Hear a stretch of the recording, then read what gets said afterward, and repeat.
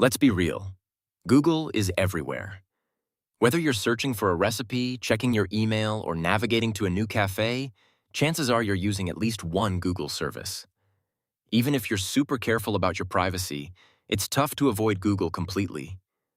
Their tools are built into so many websites and apps that sometimes you don't even notice you're using them. It's like Google is the invisible thread running through our digital lives. Let's rewind to the late 90s at Stanford, where Sergey Brin and Larry Page first crossed paths. These two grad students teamed up to tackle the messy world of internet search, and their project Backrub quickly evolved into what we now know as Google. It wasn't just a tech experiment. Early investors saw the potential and decided to back them, even when the idea sounded pretty wild. That leap of faith helped turn Google from a dorm room project into a global powerhouse. Sometimes, all it takes is a good idea and a few people willing to believe in it. Google's rise is pretty wild when you think about it. In just a few years, it went from being a tiny, unknown website to the go-to search engine for billions of people. The numbers are staggering. Google's user base and revenue shot up at a pace most companies only dream about. It didn't just beat the competition. It completely changed how we find information online. That kind of growth isn't just impressive, it's almost unheard of in the business world. Google isn't just a search engine, it's a master of diversification. By acquiring Android, Google jumped headfirst into the world of smartphones, making its software a household name. The company didn't stop there. It snapped up businesses across all kinds of industries, from video with YouTube to navigation with Google Maps. Plus, it rolled out handy tools like Google Docs, making work and collaboration easier for everyone. All these moves helped Google become a one-stop shop for digital services, touching almost every part of our online lives. Google isn't just about search engines anymore. The company has expanded into all sorts of areas, like healthcare with Google Health and education with Google Classroom. Whether you're booking a doctor's appointment or submitting homework online, chances are Google is involved somewhere along the line. It's pretty wild how one company has managed to weave itself into so many parts of our daily lives. So how does Google actually make money? The biggest chunk comes from advertising. Every time you search for something or watch a video on YouTube, Google shows you ads, and companies pay big bucks for those spots. But that's not all. Google also earns from subscriptions like YouTube Premium and Google Drive, where people pay for extra features or storage. Plus, there are other services like selling apps on the Play Store that add to their revenue. It's a mix of ads, subscriptions, and digital services that keeps Google's business booming. Let's talk about how Google decides which websites pop up first when you search for something. It's not just about who has the best info. There's actually a behind-the-scenes auction going on. Businesses bid for prime spots, and the highest bidders get their sites featured more prominently. This system means that visibility on the internet isn't always about quality, but often about who's willing to pay more. So, next time you see a website at the top, remember, it might be there thanks to a winning bid, not just great content. All right, now let's flip the script and dive into the hidden side of Google. We all know it as the search engine that helps us find anything, anytime.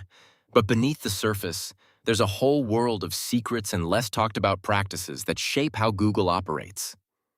Get ready as we explore the company's more mysterious and controversial corners, where things aren't always as simple as they seem. Let's talk about XLab, Google's secret playground for innovation. It's not your typical office. Think of it as a place where wild ideas get a chance to breathe. Some projects might sound totally out there, while others could end up changing the world. This is where Google experiments, tinkers, and sometimes even fails, all in the name of pushing boundaries. Basically, if you've ever wondered where the next big thing might come from, XLab is a pretty good bet. Let's dive into the wild world of XLab, where scientists have dreamed up some seriously unusual inventions. Picture jetpacks that promise to let us zoom through the sky or even an elevator to space. Yep, you heard that right. While these ideas sound like something straight out of a sci-fi movie, not all of them made it past the drawing board. Some projects were just too ambitious or faced technical hiccups that kept them from becoming reality. But hey, even the most improbable experiments can teach us something new about innovation and what's possible. Let's talk about some of the coolest things to come out of Google's XLab. First up, Google Glass, a pair of smart glasses that put information right in front of your eyes. Then there's Project Loon, which uses giant balloons to bring internet access to remote areas that would otherwise be left offline. And that's just the tip of the iceberg. XLab has been a launchpad for all sorts of wild ideas, from self-driving cars to robots that can help in disaster zones. It's basically a playground for innovation, where big dreams get tested in the real world. Let's talk about the XLab's wildest projects, stuff that sounds straight out of a sci-fi movie. They're working on artificial meat, aiming to create burgers in a lab instead of on a farm. Then there's the idea of brain implants, designed to boost human abilities beyond what nature intended. And that's just the tip of the iceberg. The XLab is constantly experimenting with technologies that could change how we live, eat, and even think. It's exciting, but also a little unsettling when you realize how close these innovations are to becoming reality. Let's talk about the mysterious side of the XLab. A lot of their projects never see the light of day, and that leaves people wondering what's really going on behind those closed doors. It's not just about cool inventions. There's a whole world of experiments and ideas that stay hidden from the public. This secrecy sparks curiosity and sometimes even concern, as folks try to guess what these labs are cooking up.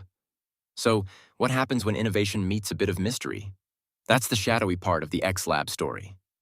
Google's company culture is pretty legendary, and it's definitely not your typical office vibe.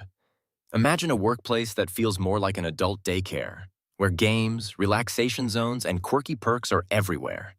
Employees can take breaks to play ping pong, grab a snack, or even chill in a nap pod. The idea is to keep people happy, creative, and motivated, so work doesn't feel like a grind. It's all about blending fun with productivity, and Google takes that balance seriously. Let's talk about Googleitude. It's not just a quirky word. Google uses it to describe the kind of people they want on their team. They're looking for folks who can tell compelling stories and really vibe with their unique company culture. It's less about ticking boxes on a resume and more about fitting into an environment where creativity and collaboration matter. So, if you're wondering what makes someone a good fit for Google, it's all about that special mix of skills and attitude. Let's talk about how Google blurs the line between work and personal life. The company offers perks like free meals, gyms, and even nap pods, making the office feel almost like home. While these benefits sound awesome, they also encourage employees to spend more time at work, gradually mixing their private life with their professional one. It's a clever way to boost productivity and loyalty, but it raises questions about where work ends and life begins. In the end, the separation between the two spheres gets a little less clear every day. Let's talk about what it's really like to work at a place like Google. Despite the shiny image of slides, free food, and a so-called paradise, some employees describe a very different reality. Anonymous stories reveal intense pressure, sky-high expectations, and a workplace atmosphere that can feel downright toxic. Instead of feeling inspired, many workers find themselves stressed out and constantly worried about meeting demanding targets. It's a reminder that even the coolest companies can have their share of hidden challenges. Google Maps doesn't just show you roads and cities. It actually changes the way borders appear depending on where you're viewing from. So, if you're in India, you might see a different border than someone in China or the United States. This isn't just a technical quirk. It's Google's way of dodging geopolitical headaches and keeping users happy in different countries. By adapting maps to local perspectives, Google tries to avoid sparking international disputes. It's a clever move, but it also raises questions about how much tech companies shape our view of the world. Let's take a look at some real-world tweaks on Google Maps. For example, the borders of Crimea aren't the same everywhere. What you see depends on where you're browsing from. The names of places can also change depending on the country, reflecting local preferences or political stances. These differences aren't just technical, they actually shape how people perceive conflicts and territories. So, a map isn't just about geography. It's a window into how nations see the world and themselves. Let's talk about Google's so-called neutrality. On the surface, it sounds like a good thing. No drama, no taking sides. But here's the catch. By trying to avoid debates, Google can actually sweep big geopolitical issues under the rug. Sometimes staying neutral means ignoring conflicts or controversies that really matter. So, while Google aims to keep things calm, its approach can end up hiding important ethical questions from users. Let's talk about Google's algorithms and how they quietly shape what we see online. Every time you search, these algorithms decide which results pop up first, influencing what information you're likely to trust or click on. Sometimes, this happens without us even noticing. Our choices and opinions are nudged in certain directions, but there are moments when their influence is a bit more questionable, like when certain viewpoints or products get pushed to the top. It's a reminder that the digital world isn't as neutral as it seems, and the way we experience information is often guided by invisible hands. Let's talk about the claims of political manipulation that have been making headlines. Donald Trump and several other public figures have repeatedly accused social media platforms of censoring or shadow banning conservative content. Basically, they argue that certain posts or accounts get hidden or restricted, making it harder for their messages to reach people. These accusations have sparked debates about free speech, bias, and how tech companies manage what we see online. It's a hot topic, and opinions are divided on whether these platforms are really playing favorites or just enforcing their rules. So Google's internal document called The Good Censor dives into some pretty big questions about online speech. It looks at how tech companies handle censorship and freedom of expression, and points out that the rules aren't the same everywhere. For example, what's considered acceptable in Europe might be totally different from the standards in the United States or Asia. The report highlights how platforms often have to balance protecting users from harmful content with allowing free speech, and that this balancing act changes depending on local laws and cultural norms. Basically, it's a reminder that the internet isn't one size fits all when it comes to what you can say and what gets taken down. Let's talk about China and the infamous Dragonfly project. Basically, this was Google's attempt to build a custom search engine that would fit right into the Chinese government's strict censorship and surveillance rules. Imagine searching online, but certain topics, news, or even words just don't show up because the government says so. Dragonfly was designed to filter out anything the authorities didn't like, making it easier to monitor what people were looking for. It's a real-world example of how tech companies sometimes adapt their products to fit local laws, even if it means limiting access to information.